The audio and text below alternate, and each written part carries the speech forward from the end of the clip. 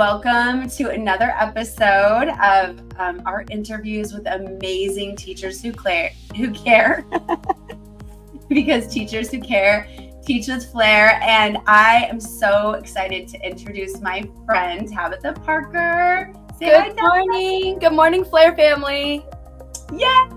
And Tabitha is here because she has this infectious spark for teaching. And when she talks about her students, she just lights up. And she's such a gift to remind us that teaching is fun. We're here for the right reasons. Our kids matter, and just to fill our cups. So today in May, as school wraps up, we need to have that kind of final push to remind our students that we love them and send them off in the right way. So this is kind of to get us going. So Tabitha, tell us where you work. Tell us about your kids, everything that you're doing. Okay. All right. So I teach at Brentwood Elementary School of Environmental Studies in Victorville, California. It's pretty cool because it's my town that I grew up in. It's the district I grew up in. So it's really amazing to be a part of my community in that way. And I'm a special education teacher. I teach 4th, 5th, and 6th RSP. And like I told you, I love my job. Like, I was built for this. I was meant for this. I didn't realize it until like later in life. So this is my second career. I'm still new. I'm just wrapping up my second year teaching, but like I get chills and like I well up just thinking about it. Like, how lucky are some of us to like do what we are supposed to do what I was put on this planet to do. Like, I feel so grateful that I found that, because not everybody gets that. And like, my cup is filled every single day, no matter how hard my day is. All I have to do is walk on that campus and I'll have a kid and just come up and give me a hug and everything just melts away. There's so much truth to that. I've been teaching for 20 plus years, but same thing, totally my calling. I was on campus the other day, just not feeling good, physically just not good. And just walked through the gate thinking, oh, how am I going to make it? And from the gate to my classroom, just all the kids, like, it was incredible. I was like, oh. And by the end of the day, I was just like, I love my job. I love my kids. Like, yeah, it's amazing. They can fill us up. Yeah. Yeah. We get so caught up in like the stresses. Like, I'm still in college, right? I'm still wrapping up my program and just focused on that and making sure we're like hitting all the bullet points, right, that we're supposed to do, that for a moment, like I forgot until I stepped on that campus, like the real reason why I'm there. Right. And when I had that moment, like, these kids know that I care about them and enough that they come up and give me a hug and tell me good morning. And they're not even my students. That's when I know that nothing else matters. I am doing what I'm supposed to do. I really like, my aha moment for that is, if you're still in education, you're here for the right reasons. So it's giving ourselves permission to just breathe and put out all the background noise, the tests that are being mandated, or parent problems, or grading, or whatever it is, admin demands, and just say, give yourself permission every day, at least like 5 minutes a day, to just love why you're there. Right? That's what you're saying. Like, yes. Yeah, absolutely. I love that. So what second career? I've been so amazed by all my teacher friends who come to teaching as a second career, seem to like it more, or maybe from just the outside perspective, and I might be projecting, but appreciate it more. What do you think causes you to be able to appreciate teaching that you didn't like have in your other careers, or in your core life? I think it was that I didn't choose teaching. Like, I say this, I didn't choose to go into teaching. Teaching chose me. It was never a thought in my mind. I failed miserably when I went to college right after high school. I thought I wasn't a good student. I thought I hated school. I had all these ideas about school and education, but it wasn't until I had my own children and then I started volunteering in their classroom that it was like an epiphany. Like the biggest epiphany of my life, where it literally washed. I can remember the moment I was sitting in that class working with a small group of 5 and 6 year olds, and it washed over me. And it was like, oh my gosh, this is what I'm supposed to be doing. And it was like nothing had ever been, I'm going to cry. Nothing had ever been more clear in my life. And it still like took me a few years to get the courage to go back to school because I didn't think I could do it. And I didn't think I could dedicate the time. And again, I didn't think I was a good student. And I was going to fail. And, but I just did it. I just took that one step, did my FAFSA, applied for junior college, and then I started taking classes. I've been in school for almost 10 years working towards this, and I'm finally going to wrap up my last semester. But ever since I started, I knew that this was like, I would never be satisfied in my life, and it would be the biggest regret of my life if I didn't do this. And I'm so glad that I wasn't wrong, because my husband was always scared, like, you've done all of this and you're going to go into teaching and you're going to hate it. But I don't.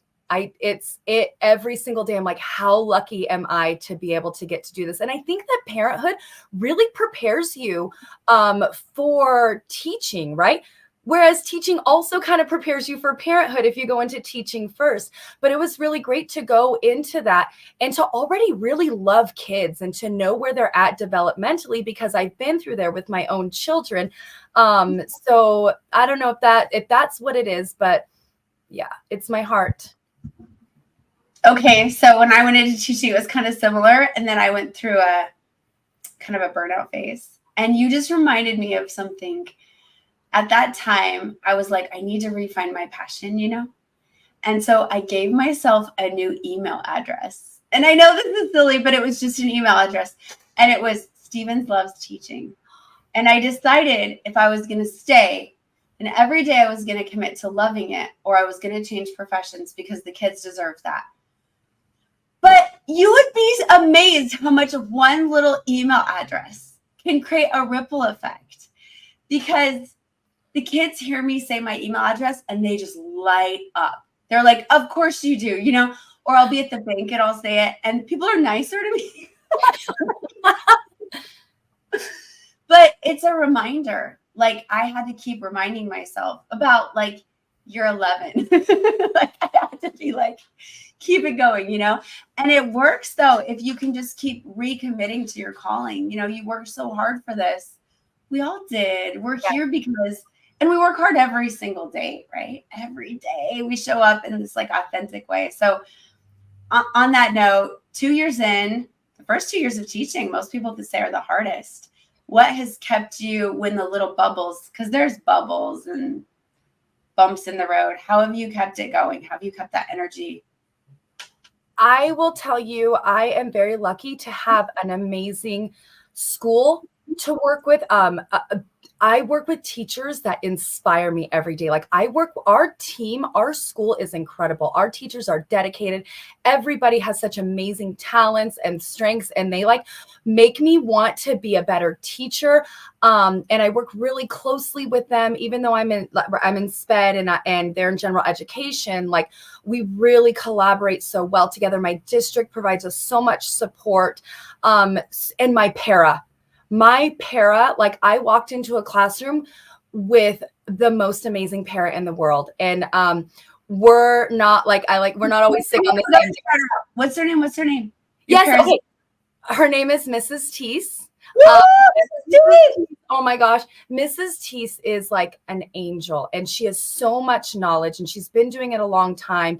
And so like when I refer to like us or we, it's because I don't do this by myself. We are truly a team, and I couldn't do this without her. So really, it's just not always being like sick on the same day, if that makes sense, right? Like, like we kind of balance each other out. If I'm having a rough day, she's like, come on. She plays my favorite song. She plays Dance Monkey, right? Like, she'll just play it. She knows I'm like stressed out. All of a sudden I'll just hear it.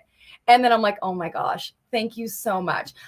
So yeah, it's really just having a supportive environment. And just always having somebody that I can go to, and that, hey, I'm struggling with this. And right, we're all teachers. We don't just help kids. We help everybody. That's in our hearts. So I would say that. I love what you're saying. That's one of the things we work really hard at Flair, is like, you can't teach alone. It's too hard. It's got to be a positive community. And I've worked at schools where it's been so lonely and hard. And then you transfer it and you get at a school where the teachers love each other and they support each other and they genuinely care. And it goes from being a really hard job to a really easy job. So I think you're right about like finding your community and your family. And like, if that's not happening for you, move. It Right. might not be the profession. It might be the campus, I think that.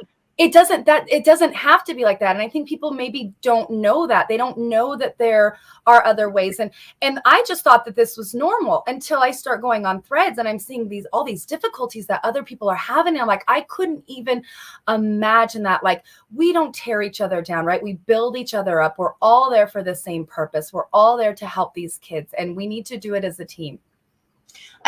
I read a book, it came out, I think it was 2023. It was called Teachers by Alexandra Robbins.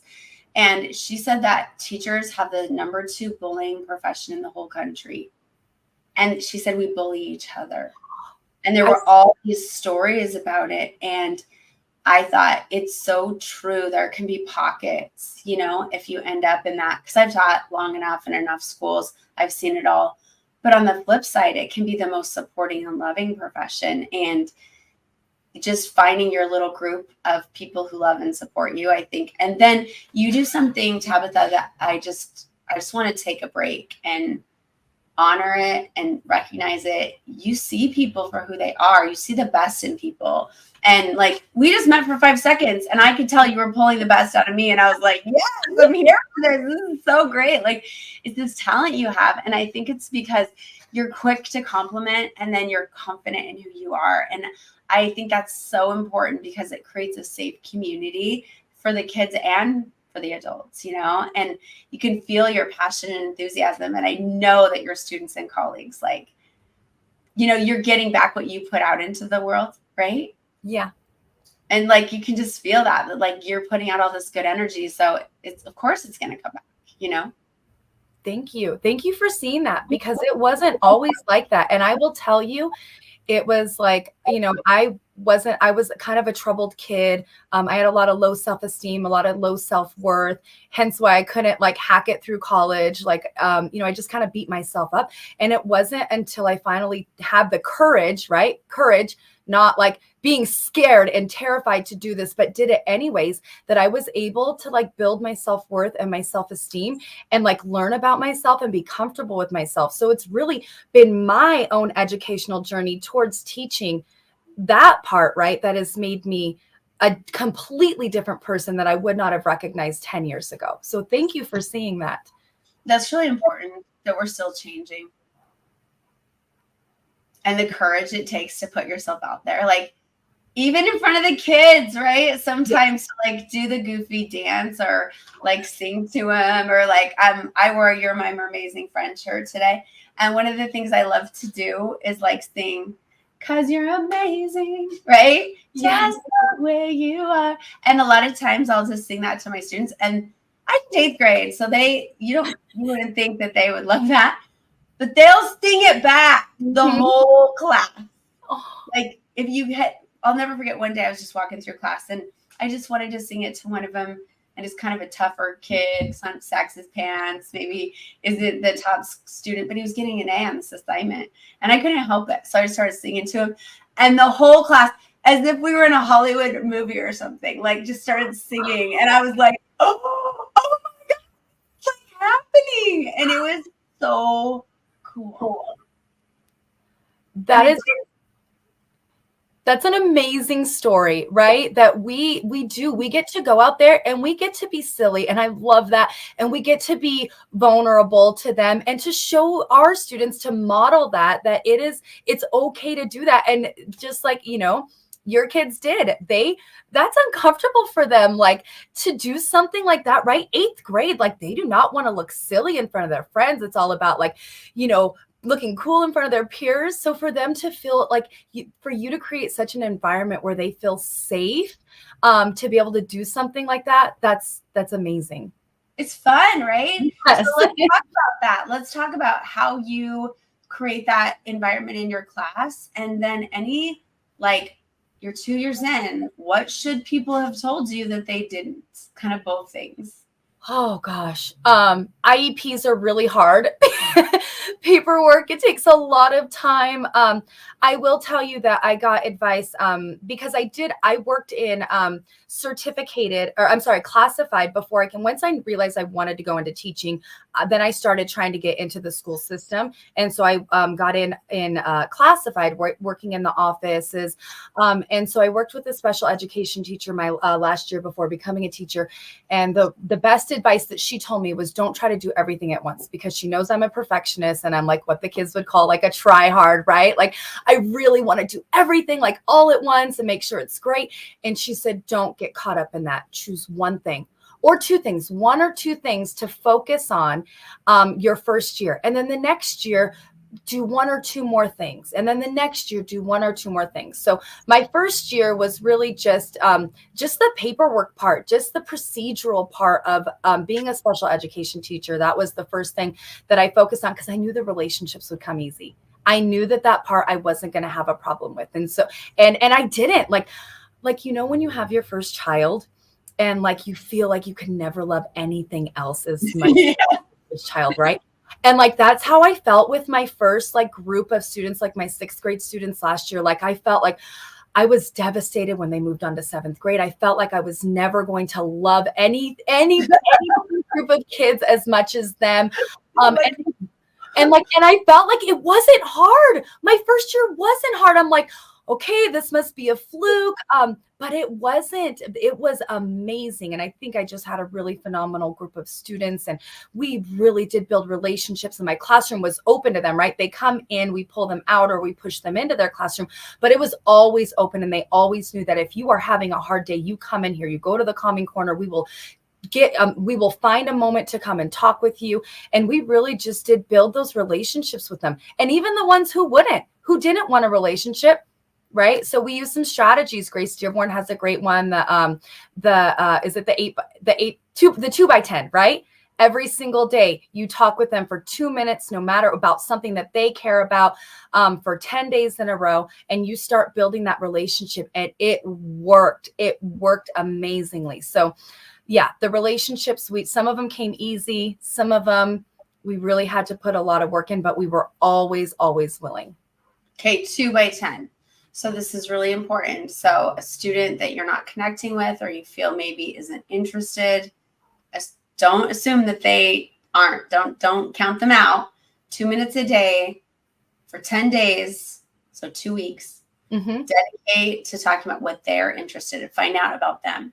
Right. And you're going to have to find that out, because a lot of them, they're going to be like suspicious, right? They'll be like, whoa, lady, why are you like trying to talk to me about something? So we always, in the beginning of the year, we have them fill out a form, like things that they're interested, their likes.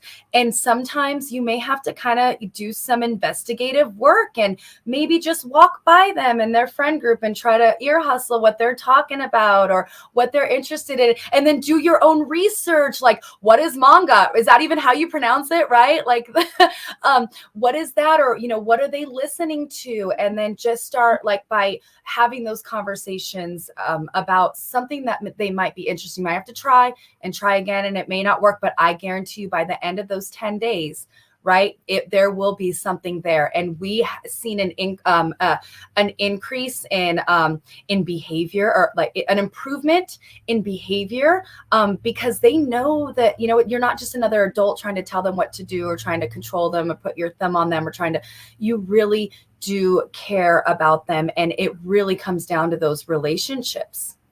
I love ear hustling.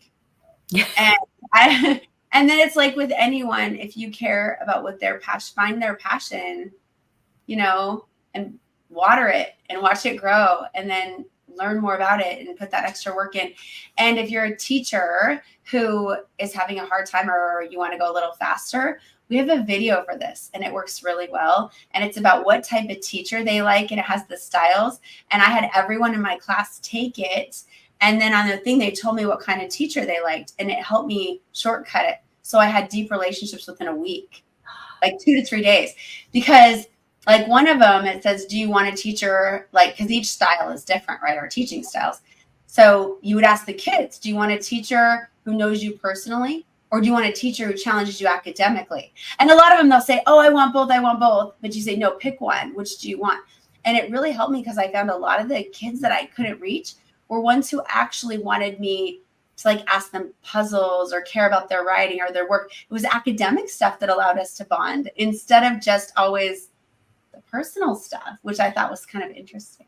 No, that's amazing. Like I would have never even thought about that. And that's available, right? For anybody. Yeah. We'll put a link in the bottom and then you can try it with your kids. And we're working on making it like elementary, middle grade, high school. So it's a little different. The one we have now works really good for elementary too. But okay.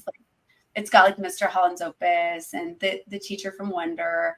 And it's just a little clip and then they put their thing. My friend that does Flair with me, Candace, she made it. And that's incredible. Yeah, she's like, try it in your class. I was like, I'm implementing week 1, 24-25 school year. Yeah, that's what I tried. That's what I wanted. I wanted to see if I could do what you're talking about. Is like hack this so it was a little faster. So I knew what they wanted because I know each of us has a different strength in our style. And you're obviously good with relationships. So you're either a fashionista teacher or a power dresser. Would you say you're more interested in engagement or deep connections with them on a personal level? Oh. Okay, I have to choose one. So in our style, we like say that you're originally kind of born, everybody's kind of born with one of the strengths that allows us to connect with learning. And since there's 11 components of learning, and we have more than one, let's be real, you're probably great with both. But what we've learned is that if you lean into the one that you're strongest in, it can decrease burnout. And when you're going through hard times, it can help you pair with other teachers to learn faster. So did you find that more with engagement in your lesson plans, or did you find it more with actually the one-on-one relations? I would say engagement, because everything that I do is like, how can I engage them? How can we pause here and get together and do some kind of activity where it brings us all together and they're all smiling, right? And they're laughing for a minute before we, yes. So I would say definitely engagement, like active engagement, physical, like engagement. Power dresser. That's your style then, power dresser. So getting them to like move around. What are some ways you get elementary kids to move around in special ed?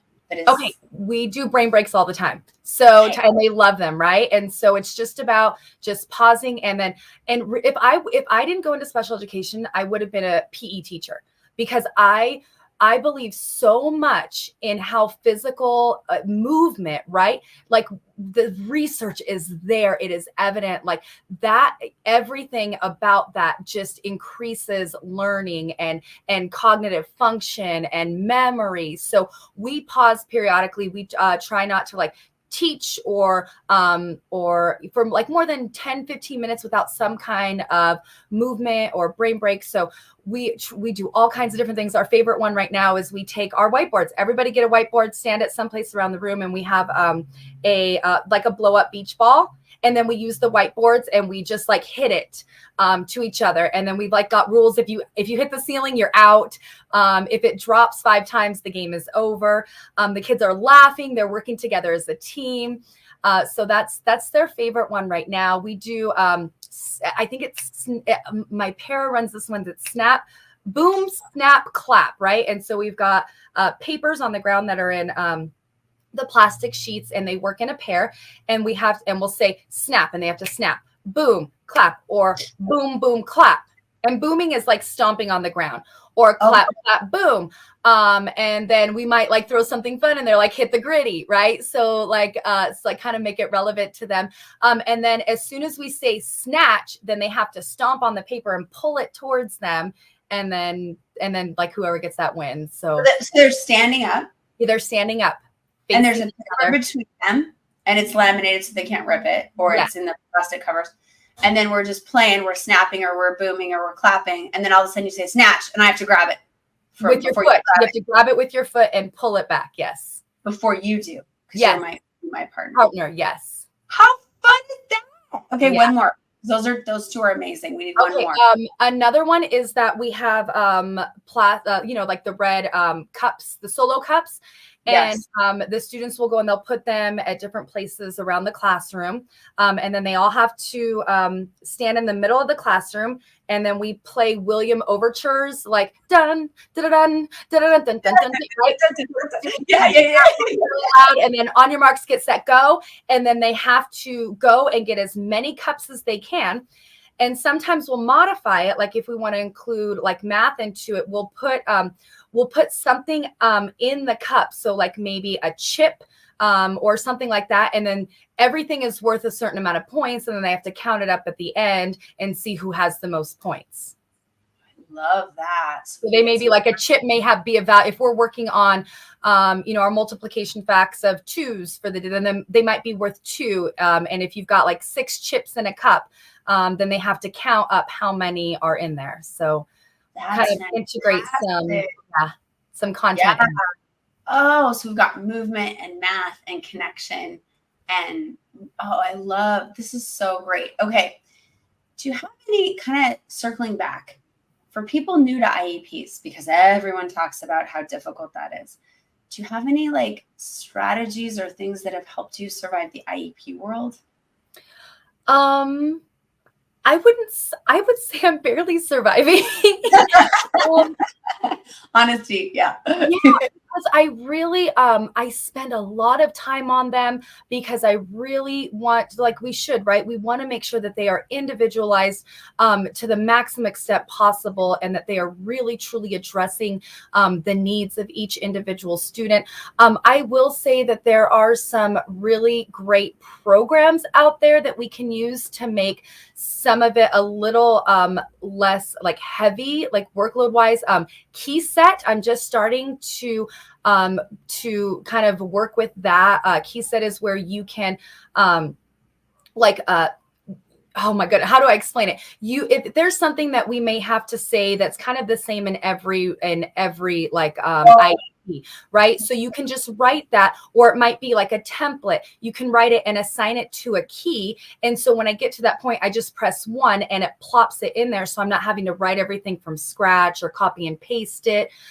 So it just kind of sets up just some of those things that you have to write a lot or write the same thing. That works well. And I love AI. And I love using Chat GPT when I'm just stuck, and not using it as it's intended to, not using it for plagiarizing purposes or for it to do the work for me. But sometimes I just get stuck and I just need some ideas. And so Chat GPT, we call them Chat. We're on a first name basis. Chat really, like, you can have a conversation with them and use it as a brainstorming partner to just get those, because sometimes we're just so burnt out. It's 10 o'clock at night and I've got this IEP that I've got to finish and I can't think for myself. So it really can help me just get those juices flowing and be like, okay, this is the direction I'm going in with it. So AI. Yeah, AI. And I just want to go back to your key set. I think that's so important. Really helpful for English teachers and history teachers too, for writing, because we do a lot of complete sentence, capitalize the name, and then you can just, so if you're new to teaching, we can't say enough good things about that. Right, because because that's just the procedural stuff we have to do, right? And so when we can take that load off and really focus on what's important, right, on everything else about teaching that's most important, and not all the paperwork and all the mundane tasks that we have to do, we really free ourselves to be available in other ways. There's the key, isn't it? Because we're supposed to be emotionally available, academically available, organized. Like sometimes it can just feel like there's not enough availability in the soul. I mean, that's just real. And no matter how much we're called to this and how passionate we are, we all have those moments. Like, we're human, and that's okay. And I think giving space to say, what's important to me right now, and this is so powerful. I had a teacher I was just working with this week who was really struggling. She's in her second year. And I mentioned, I was like, you don't have to grade everything. Like, sometimes you can just eyeball grade it, or sometimes and that's what you're saying, be there emotionally and be available. That's more important than checking every single box, I think, Right. So really powerful. So tell me, as we're just like, what are things that you want to share, like that you feel like, oh, teachers out there, students that we love so much, like, what do you want them to know? I want them to know, first of all, if you don't like kids, don't go into teaching.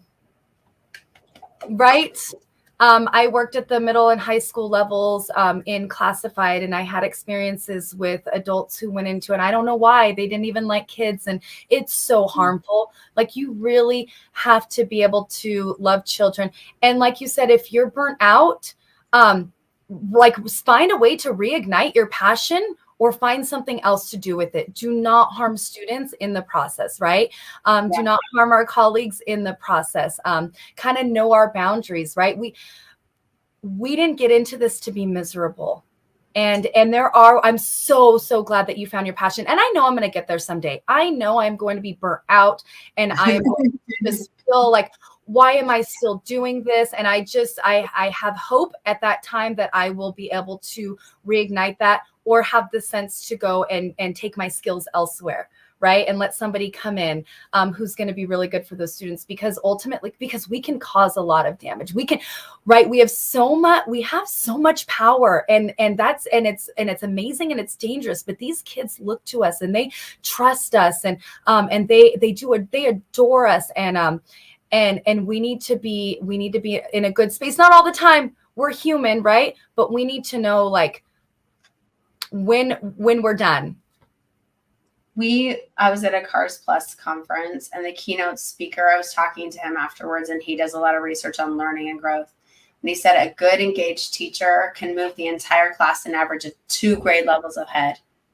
But a disengaged teacher, a negative teacher, can drop them 4 grade levels. Yeah. And you're talking about academics. Let's think about what this does to them emotionally, or their outlook on school and teachers, right? How many kids hate school, and why? Why did that happen, right? And could a teacher have made the difference? So it really can make or break their whole educational experience. I really appreciate what you're saying about the power of, like, it's in you. Like, you either run your race or you don't, but like being responsible enough to know that how you show up in the world has serious consequences. And in our profession, it's a heavy responsibility. It's like Spider-Man level responsibility. Yeah. Because every word, like my sneakers behind me, hangs on them and affects them in even when we're doing our best all the time, we don't always land. Let's be real. Like, it gets misconstrued and stuff sometimes. So if your heart's not there, feel free to step into a better position for you. And that might be a school change. It might be a grade level change. It might be moving into admin, or it might be finding a job that you're going to be more passionate about, or giving yourselves a couple years off and coming back. But take care of yourself, because when you take care of yourself, then you can really take care of the kids. Yeah. Right? Yes. You put that way more eloquently than I did. No, I just am excited about what you're saying. So any final advice, like you're in your first year of teaching, you're new, or student teaching, or any of that, any advice for confidence? I feel like I have a lot of student teachers, and they come in with no confidence. Fake it till you make it. Really, act as if, and the rest will follow, right? Like, we can't think ourselves into living that. We have to live that, right? Go out there, even if you're terrified, if your legs are shaking, if you don't really know what you're doing, just be confident anyway, even if you're just faking it. And then it will eventually, that confidence will grow, it will build. But we can't, right? We can psych ourselves out so much, and the kids can see that, right? And they'll find those little cracks, and they may try to expose that. So just if you don't have the confidence, just go up there and fake that confidence, because it will come. But just love on those kids. Just love on those kids. Well, and to your point about faking it, because they can see true fake, I think I would say giggle your way through your, it's okay to point out your own flaws. It's okay to be vulnerable. It's okay to laugh at yourself. in that vulnerability, you'll find connection and you'll find your true strength. And I think faking it till you make it doesn't mean pretending. Like, don't take yourself too seriously, right? That's what you're saying. Yes. Because I think that's when teachers get in trouble, when they think they have to have all the right answers or they have to be the one in control, and they can't say to the kids, oh, good job. You caught that spelling error. I meant to put that there. Here's your PBIS points. When yes. See it, you know? Like, reward them when they catch us messing up, because it's good for them and it's good for us, right? Right. Because if you were to ask them, what kind of teacher do you want? Do you want the teacher that's going to like scold or, you know, like, or, you know, kind of like, you know, get a little shifted when they make a mistake? Do you want that teacher? Do you want the teacher that just goes with the flow and is able to laugh it off? Like the kids want that teacher. That's the teacher that they want. Mm-hmm. I want to be in your class. That's for sure. I'm like, oh, I want to be in your class. It's so fun. But I love that. And I'm just so grateful. Victorville is so lucky to have you. Tell us again what school you're at. I'm at Brentwood School of Environmental Studies, and I work for Victor Elementary School District, and they are a phenomenal district that invests in their teachers, and they provide us so many opportunities for professional development all throughout the year. All my first 2 years, I was in trainings every single month for a full day. They really invest in us so that we can be there for our students. So if anybody's looking for a good gig, you know, come to Victor L. We are a fantastic, fantastic district. Yay, Brentwood. Congratulations on having an amazing teacher, a great program. Go Bulldogs. Go Bulldogs. I love that. That's really exciting. And anything you want to say to your students if they're watching? Oh my gosh, okay, what am I going to say to my students? I love you guys. You guys make every single day worth it. When I'm having a bad day, oh my dog, I'm sorry. When I'm having a bad day, you remind me of why I'm there. And when you have a bad day, right, like I will never give up on you. I will always be your biggest cheerleader. I will always challenge you. I will always strive to help you become the best you that you can be, because you guys have so many talents and are just such incredible individuals. You are going to make such a difference in this world. And I'm lucky I just get to even be a small part of that. Mic drop. And also, that's how I feel about getting to interview you today. Like, I just love you so much. This is so great. Thank you so much, audience, for being here. We know everyone who's watching this are passionate about education. We're so lucky to have you. We believe in you. Keep going. Keep finding your passion. Keep loving on those kids, right? Like, yes, we got this. We got this. We have no other choice. They need us. And if you're interested in learning more about Flair and supporting us, please take our style quiz. It will be up in our link tree. Let us know. And we do PD at districts too. So if you're a district who's looking to like bring your teachers closer together and learn more about styles and connection and how to hit all 11 components of learning so that your students can grow academically and emotionally, we're your girls. Thank you, Tabitha, so much. You get the last word because I want you to. I thought I had the last word. I just want to thank you for inviting me here. This is an honor. I just love sharing what I get to do. Like we said, it's a passion, and we're really lucky to be able to get what we get to do every single day, to wake up and make a difference in the world, in our communities, in individual children. Yeah. Mic drop. Thank you.